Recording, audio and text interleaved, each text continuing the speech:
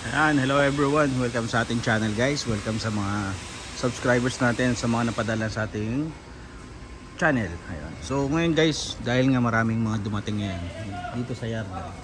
So papakita ko sa inyo guys yung mga dumating na unit. Kagaya nito, yan. Mayroong puso na new face parehas, no? 10-wheeler wing bag. Yan. Airbag, no? Airbag 'yun. So anyway, tingnan natin, no? Nasa kanan pa 'to. Ayan. So, medyo mahaba-haba yung video natin. So ayan. Hindi natin makita kung ilang tinakbo. So anyway, update ko na lang kayo, no? Ito ang kanyang loob. Ayan. Manual transmission, face. Tapos puntahan natin sa iba. Ayan, ito naman yung isa pang new face. 10-wheeler wing van din guys, may bagong dating. Maraming dumating guys, kaya actually dire-diretso na to kahit sa ibang yarda. Ayan. Bago pa yung kanyang braking air brake. Muli harap, ganda, no? So nasa kanan pa din ang kanyang manubela. Ayan.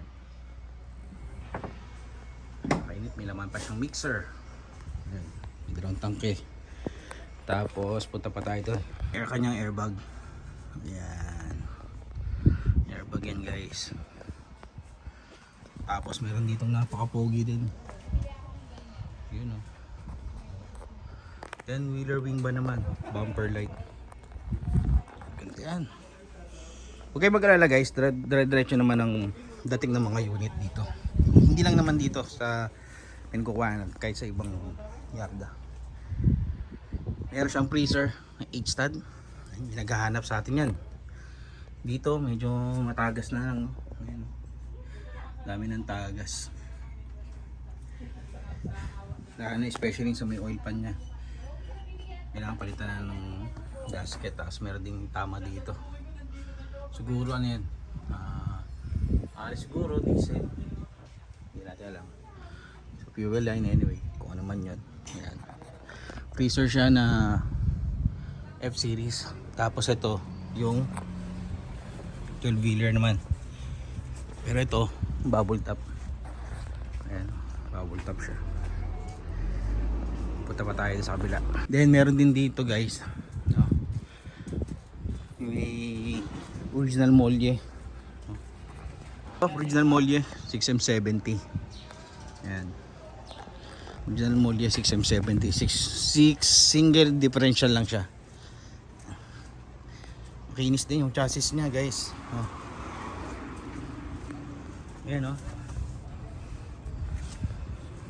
Single differential pero yan, banana type ang kanyang molye.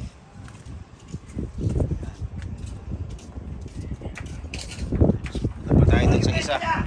Yun, so ito na guys. Ito nga yung mga unit natin ngayon na bagong dating na napaka-pogi, no? Alam niyo ba ito guys, no? Double differential yan, no? Double EGR. Yung kaninang color blue, single EGR yon. Ganda nito. Stainless body, bubble top. Oh, napaka-pogi. Sana makuha niyo to guys, no? Kasi bagong dating pa lang. Ayan. Ayan, original molye, oh. Ayan. Ganda. So for me lang guys, kasi nga stainless body. Ayan.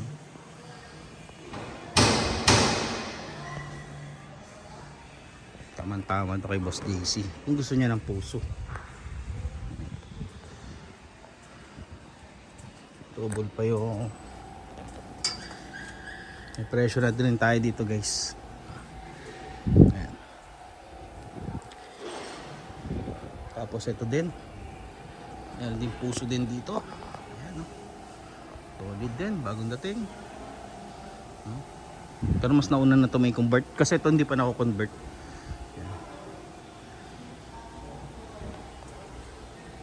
May tractor head dito, puso. Ayan. So ayun lang guys. Kung interesado ka sa mga unit, no? Takalin dito, ay message kayo. Punta pa natin yung color block. Ganda na ito. To. Color block. New face guys. Pogi oh.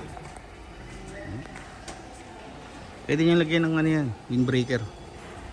Stainless body din guys. Boss, daming stainless ngayon. Ito kanyang chassis, nakariko na yung chassis niya.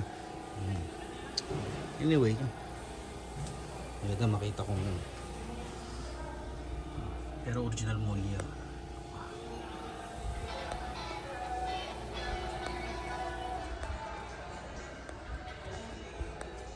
Ayan, ito. Ganda. Hindi to guys, color blue naman. Ayan o. Bagong dating oh. Sa kanan pa yung manubela. Type flooring. May tanker din sa loob. 20 KL daw to eh. So guys no, maraming mga dumating. Ito tractor head with boom, 10 wheeler. Meron din 12 wheeler doon no. So yun. Anyway guys, yun, maraming salamat. Happy Trucking Channel everyone. Thank you. Bye bye and God bless.